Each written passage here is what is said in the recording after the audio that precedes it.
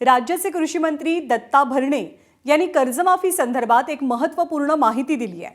जर शेतकऱ्याचं 2.5 लाखांचं कर्ज असेल आणि त्यातले 50,000 रुपये भरलेले असतील तर उर्वरित 2 लाख रुपयांसाठी कर्जमाफी मिळणार असल्याचं दत्तात्रय भरणे यांनी स्पष्ट केलं आहे।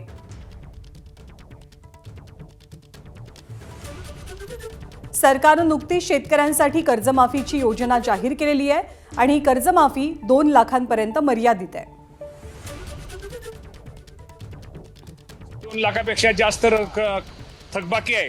साधारणतः एखाद्याचं 2,50,000 रुपये असेल तर वरचे 50,000 रुपये भरले तर त्याला 2 लाख रुपये हे या वर्षीच्या कर्जमाफीत या राज्याच्या मुख्यमंत्र्यांनी ते शेतकऱ्यांना दिलासा देण्यासाठी घेतलेले आहेत। आणि 2019च्या कर्जमाफीमध्ये जर एखाद्याला 10,000 20,000 त्याची रक्कम 2 लाखाच्या वरची असेल तर त्याला कर्जमाफीमध्ये भाग घेता येत नव्हता, त्याला कर्जमाफीला मिळालेलं नाही।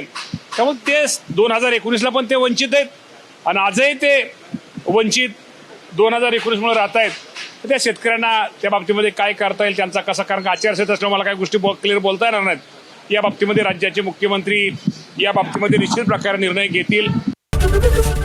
एबीपी माझा, उघडा डोळे बघा नीट।